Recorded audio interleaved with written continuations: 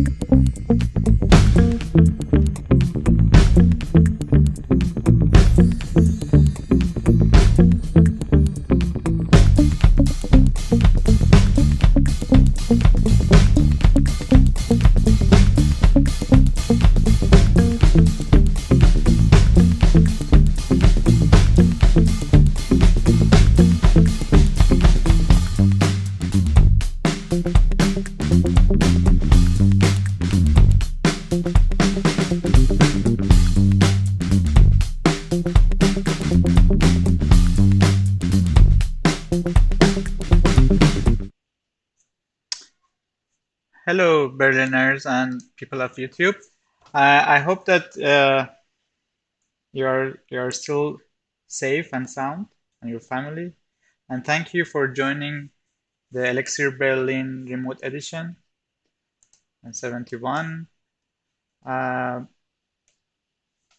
As before, if this is the first time that you are joining our live stream, we are doing the live stream through YouTube. That's where you're watching us. And also we are doing the QA and a Hangout in Discord. If you haven't signed up for Discord, this is the link that you can use to sign up and join a conversation. At the end of the talk, each talk, the speakers will be available there to take your questions and answer the questions if you have. I give you maybe 1 minute to join the Discord if you haven't.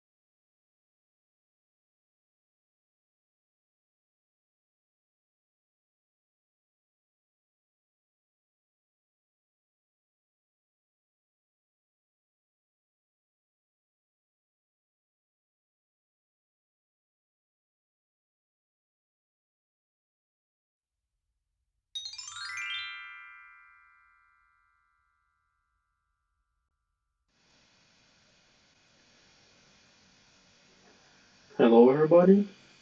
I am Guilherme, and I'm going to present today to you about some experiment I made with the built-in releases from Elixir and Mix.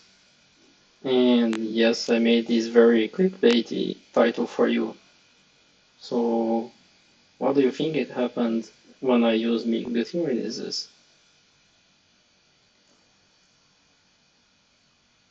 So, spoiler alert, I end up making a PR for Elixir project, and it was merged just some couple of weeks ago. And that's all. Thank you for coming. Sorry for the joke. Yeah, so if you want to know more how this happened and why I did it, let's go forward a little bit, or better, let's go a little bit backwards. So some days before this PR happened, I was there in my job, and I thought, how difficult would it be to update Elixir and use the built-in releases? So for you to understand, we are using right now in most of the services still Elixir 1.8 and using distillery for making the releases. And yeah, we tried before to update Elixir to 1.9, and there is some conflict with the new mix release and distillery release. So you see they have like the same name. So now when you call mix release, you will call the standard release and not distillery. But the new distillery version solved this problem, right? I think if you have tried it, you have seen it. That new distillery versions, they provide a mix task which contains the name mix distillery dot release. But we tried that and we found some problem using the remote console for this new version of distillery. So I thought if I have to figure out anyways some problem, I will try to figure out how to use Elixir 1.9 with the standard releases, because after all we don't actually need any special feature from distillery, right? So there I went, and I went there to one of our projects. I updated Elixir and their Lang version in our Docker image. Everything was fine. Then I went to one of the projects and I removed the distillery from the dependencies, removed all the files that come with it. Then I followed the documentation from Mix release and I initialized it. all the files and made a little bit of customization to have like the cookies with the right name. Then I ran mix release, everything was great, and bang. So when I start the release, there is this problem right here. So you see when I start release, it's telling me that, well, you are trying to use Cowboy 1, but you actually have Cowboy 2 into your release. So I was like, why? I went back to the project, I looked into the mix log, what's going on? I have Cowboy 1.1.2, so what is the issue here? What's going on? What? What's going on? So I went there and let's dig up some code, right? So let's try to understand this. And then where do I even start? So to explain to you where do I actually start, where I begin, let's understand a little bit about releases. So what are releases in themselves? If you go to the Elixir documentation, to the Elixir guides, you will see this beautiful sentence there that a release is a self-contained directory that consists of your application code, all of its dependencies, plus the whole Erlang virtual machine and runtime. That's very beautiful, but so what do I take from this whole sentence is that it contains everything, including all dependencies. So thinking about that, I realized that, well, so this is not a problem actually starting the release, but probably this is a problem building the release because the dependency was wrong in there already. So again, so how do we actually build this release, right? So we go there in the command line and we call a mix task, so mix release. And mix tasks, they actually follow some convention over configuration. So let's see an example right now for some very common mix tasks that we use every day.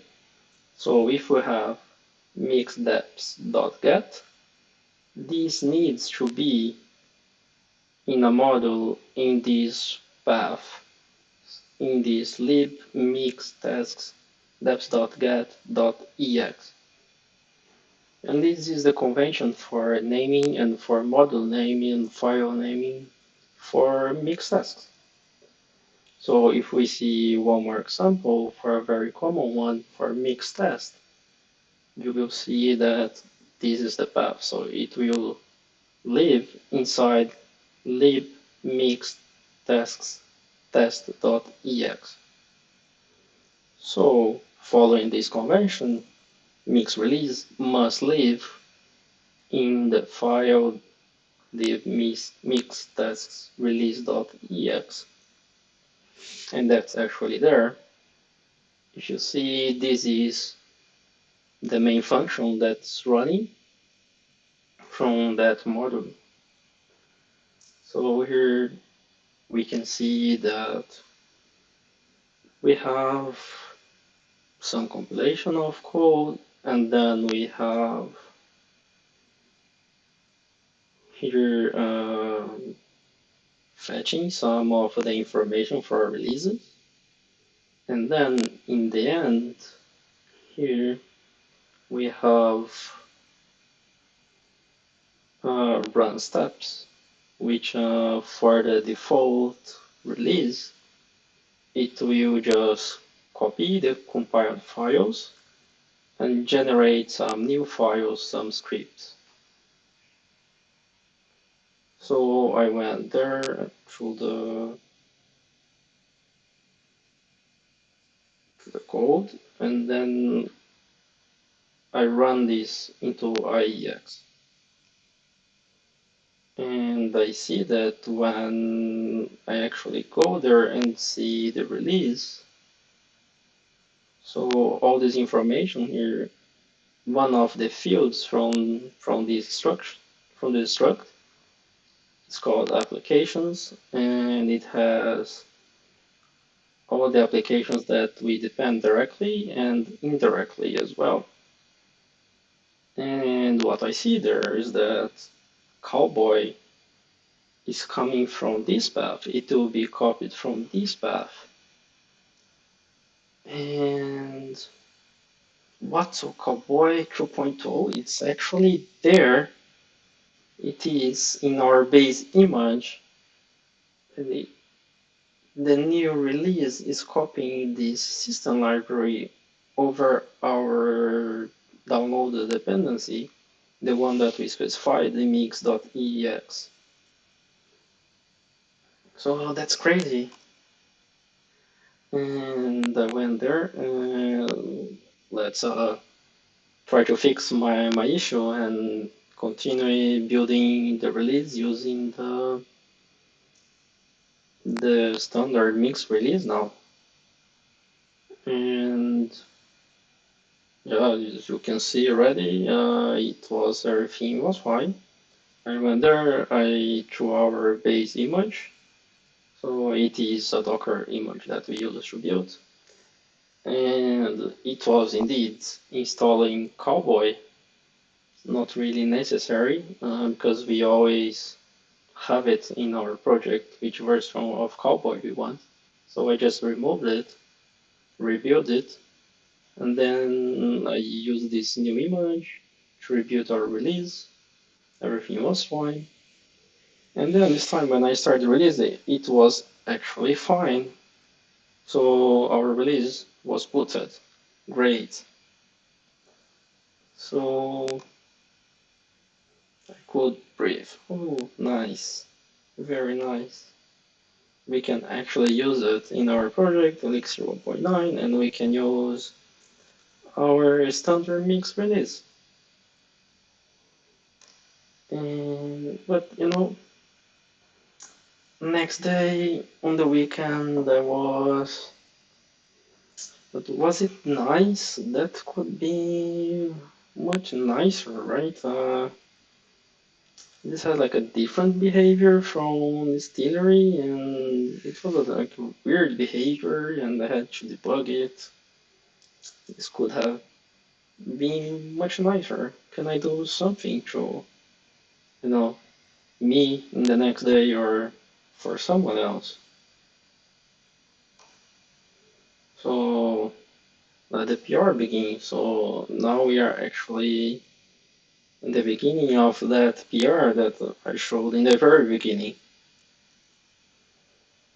So for that PR, I went a little bit further and deeper in the code, and then I found the function that actually knows where to find the dependency to be copied.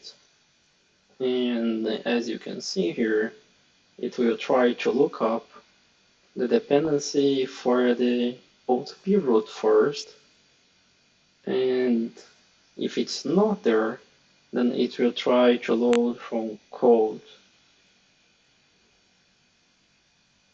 And well, this is basically our problem is basically ignoring the dependency that we set in our mix file. So let's go for our first iteration. I understood the problem, and yeah, so I had like some idea, and I changed the implementation, and I broke many tests. I didn't actually add any tests. But I did something that I asked for feedback on the idea. That was the important part because maybe I was actually not being a very smart person, and this was actually what was expected, right? So, what was my first idea then? So, if we come back to this code, I did some very simple change that if if we can find this dependency both in the OTP root and in the project dependency, then we will have another exception telling the user during the release building, during the building of the release, that there was a problem. Right? There are two possible paths for this dependency. And yeah, that's what I did there. I made some first implementation, broke everything, and asked for some feedback on the idea itself. And then what happened there? So Jose went there. I like this. Let's fix the test and move on. Very cool. So you see, this guy is the creator of the language that we are seeing here, and he's doing this review like super nicely instead of just criticizing me for not having everything perfect in the beginning. It was like, yeah, cool, go on, you are on the right track. And then let's say there was a little bit more iterations on this idea. So first there was some iteration on the problem. You can see if you go to the PR itself that this first idea was conflicting with some previous bug that concerns nerves. So they actually want to override a dependency using a different OTP root. So yeah, this was a little problematic with my first idea. So we iterated a little bit over it to find some proper to define the problem better in a way that solves the problem that I pointed and the problem that nerves had before. And following that, there was some iteration on the solution, and then some iteration on the tests. And I must say that testing these was not very easy. There was some very complicated things that depends on the existing state and existing state of the beam that it's running. So this was a challenge. Yeah, this was really a challenge, and I spent some hours to understand this. But after all, as you saw in the beginning, it was merged, and I hope that everybody can have like a little bit less headache than I had. So here for some takeaways from this whole thing. So what we can take with us about this whole experience is that first thing that Elixir is written in Elixir, right? You don't need to know any fancy language or any like low level language or any very different language. It's the language that you use every day. You can also use to know about the compiler itself and about the tools that we use. It might not be very easy, as I mentioned before, like it's a very different context. I'm working with web, and then suddenly we're checking how to build a release. It is a different context, and you need to learn some things. and it might not be the easiest code base for you or for me, but it's written in Elixir, right? You can put your time in there and you can understand it. It's the language that you use every day. And another very important takeaway to bring with you is that Elixir core team is very welcome. As you could see, Zavalin was very nice all the time, and I'm sure that he could have solved that problem like super fast. But still, he gave me some pointers and he allowed me to be part of it. And always remind yourself that there is no small contribution. If you go and see the PR itself, it's not really big, and maybe yeah, you don't find it a super important contribution, but in fact, it can help many people, right? And in fact, this was like the first contribution in code of a bug fix that I made for Elixir. But I have made some other things that I think that it's also important. I did a little bit of formatting of some documentation, and I put some links in the Broadway documentation that I think that it helped me a lot. I hope it can make other people like it can help many people as well. So there is really no small contribution.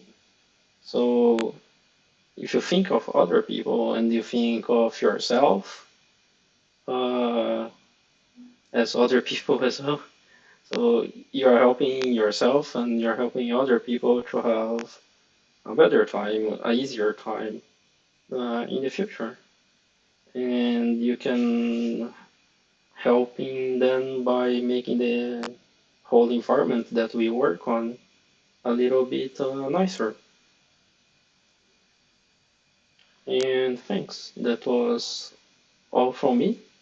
If you have any questions, I think we probably can talk later on the chat in Discord. And yeah, my name is Jeremy again, if I didn't say. And you can find me on Twitter with this handle, and this is how I look on the internet. And thank you.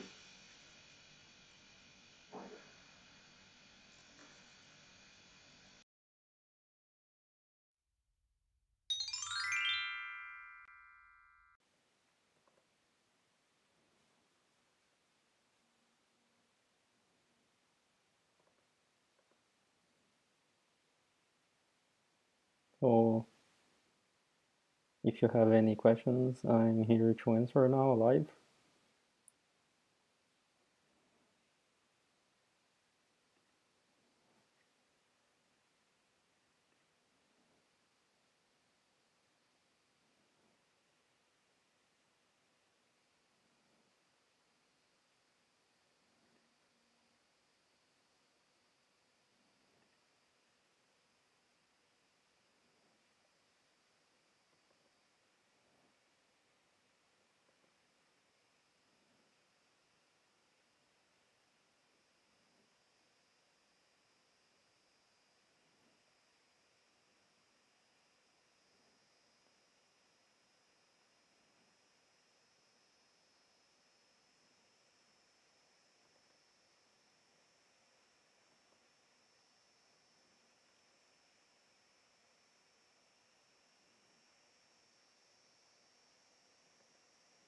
So you can ask questions in YouTube or you can ask questions on Discord. Feel free to.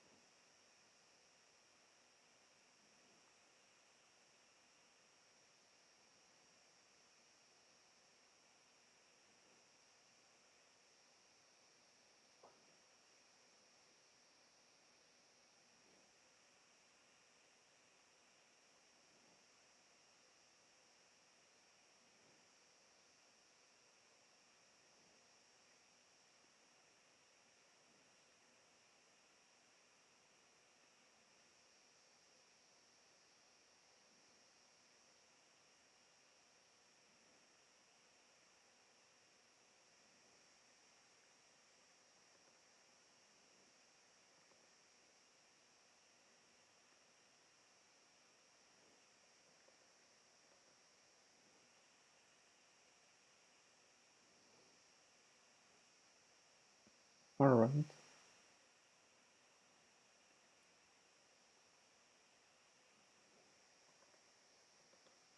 So I will stop my streaming here.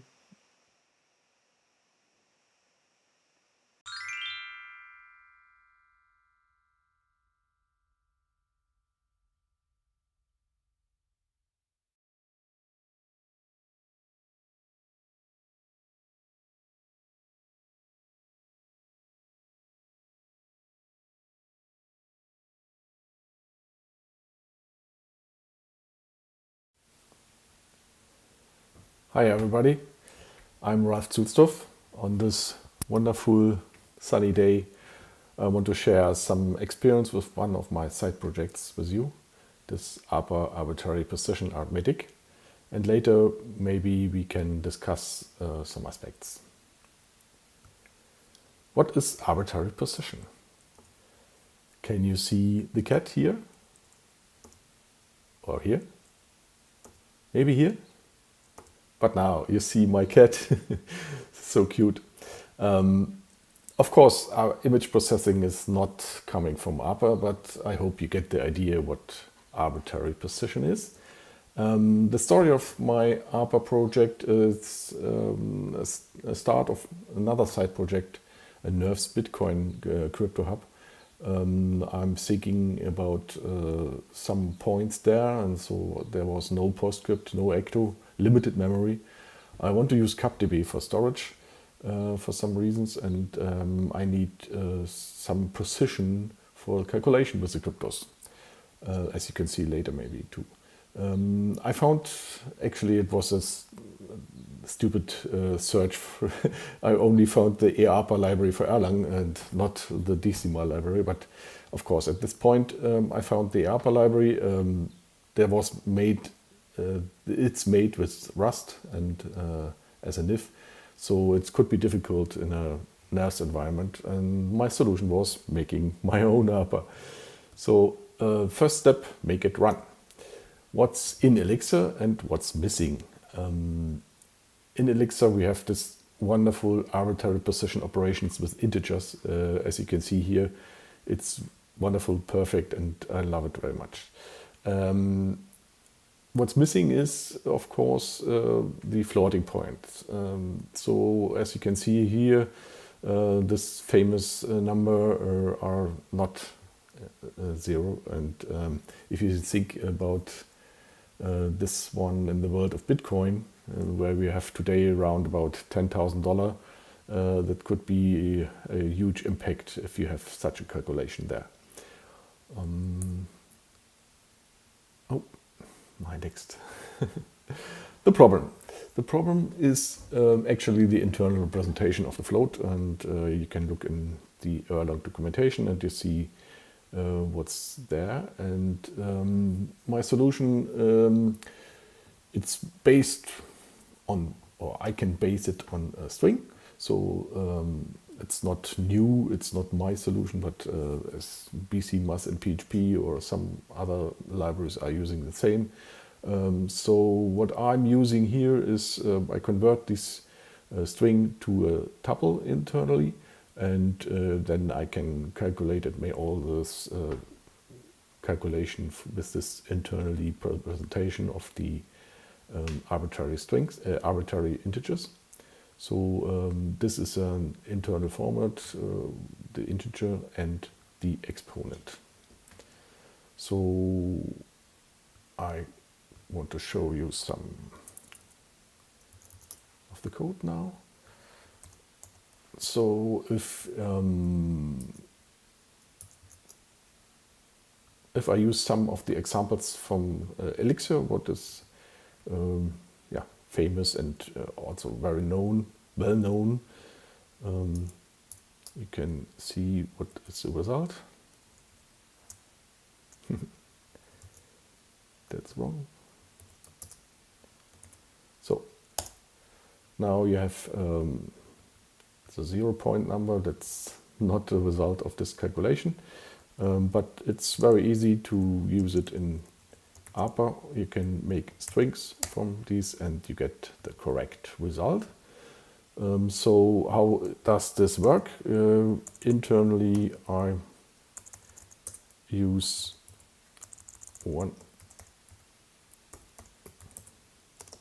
the string format, converting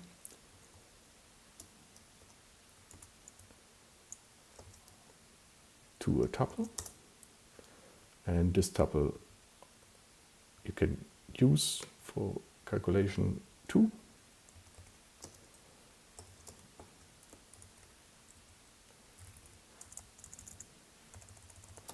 For example, like this. So you see there's the correct result, and it's always running with integers, and you have the exact calculation there. And if you want to have a string representation, ABA has the function to string, and that's it.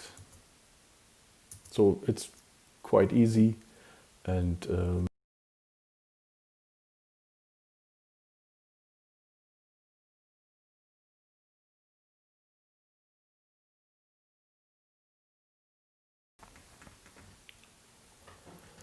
so the second step was make it efficient. So there was a lot of thinking and testing and benchmarking with Benchy. In the meantime, I found, of course, the decimal library, the very famous from Eric, and he was using the struct for the internal representation, and I was using a tuple. So there was a lot of thinking about this different there. Then next step is thinking about fault tolerance. Yeah, it could be an option. Of course, it could be a responsibility of the integrator who is using the library, but I have written this down as an option for my library that I will support this. Next was testing for faster structures and functions with Benchy. It was quite interesting. This small example here, you can find it in the code, and I will show you some examples there. It's quite interesting. So integer to string and charlist to charlist, using in this example with 42 digits integers, and here with you see there was 11 times less memory, and a little bit faster. So that's what was quite interesting. So this is my library. Yes, you can read it. It's that's live. So I found it, and it's full featured, and used at Ecto and all this stuff. So it's very, very fine to have this library, and I also take part a little bit during my testing. I found a small bug there. So if I'm looking at decimal library, you can find me as a contributor there. It was yeah, a small bug, not really big, but yeah, it's fixed now. So next step, the results compared to decimal. So actually it was quite interesting how much speed and how much difference in the speed is there. If you look at the benches, what I have done there, compared, this is there, yeah. Here is the code. So there's a big number of 606 digits, so it's a really long number. And as you can see, it's quite comparable. So if I'm using this integer to make my addition, and this is decimal using this, so the results is 64 times faster and 32 times less memory. So that's quite interesting, and I'm invested a little time also, not a little, a lot of time to find out what's happened there. And as you can see here in the profile, Decimal is using some time to using this context stuff, where Decimal are handling the settings for the Decimal library. So you can set the rounding, you can set some precision, and that's using sometimes, and also some, as you can see here, some other functions what is running. My profile is looking like this, so it's quite efficient in this case, and could be interesting for maybe a nerves environment or something like this. Next step, make it nice and easy to use.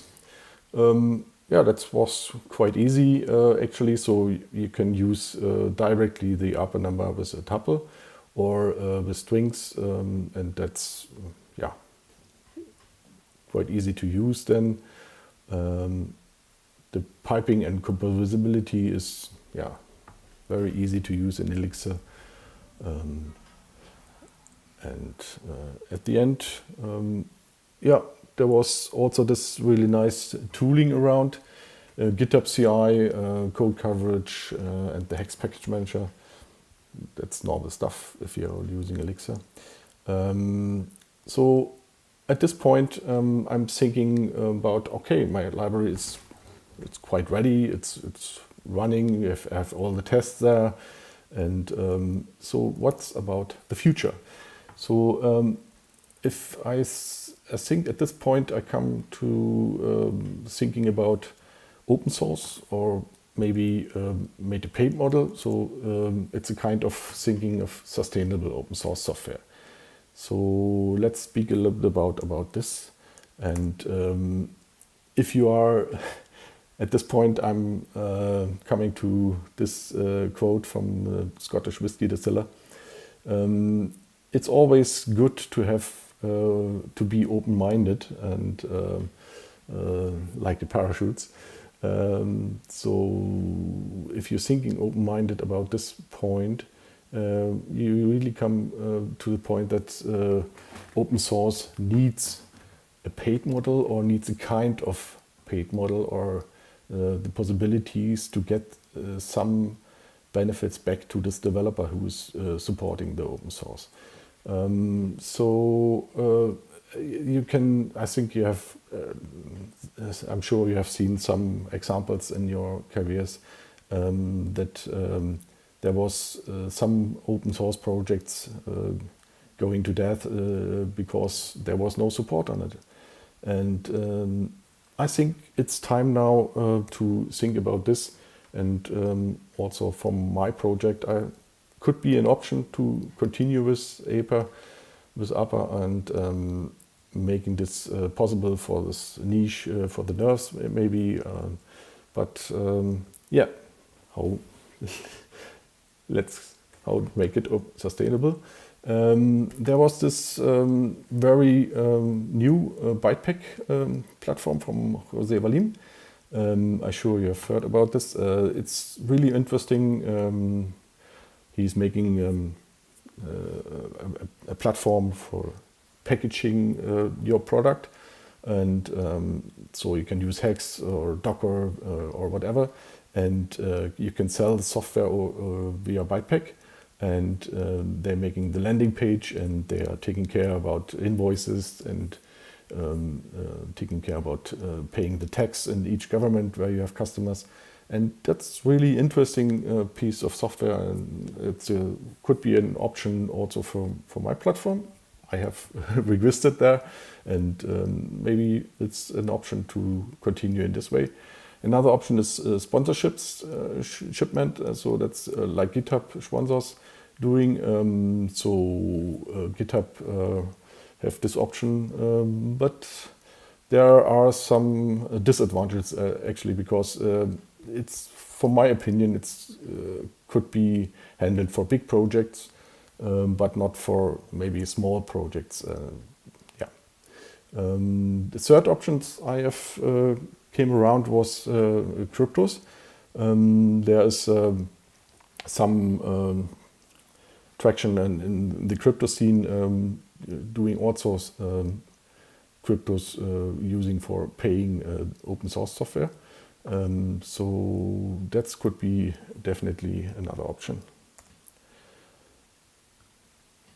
I hope we can continue the discussion in the Meetup group later on.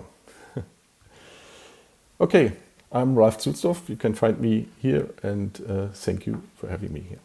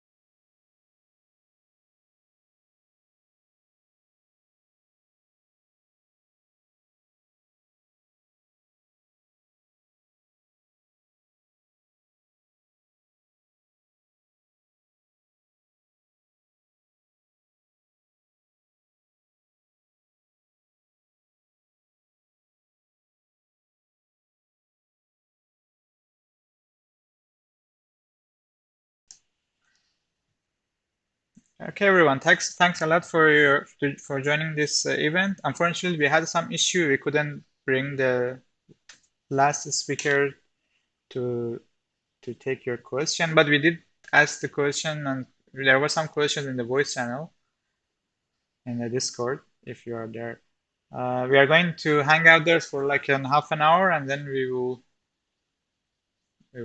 finish the today evening. Sorry that if today's stream was not like previous one, we tried really hard to make it work, and then in the last minutes, last second. So I hope that we can organize the next week, next month even better, and stay safe. Ciao.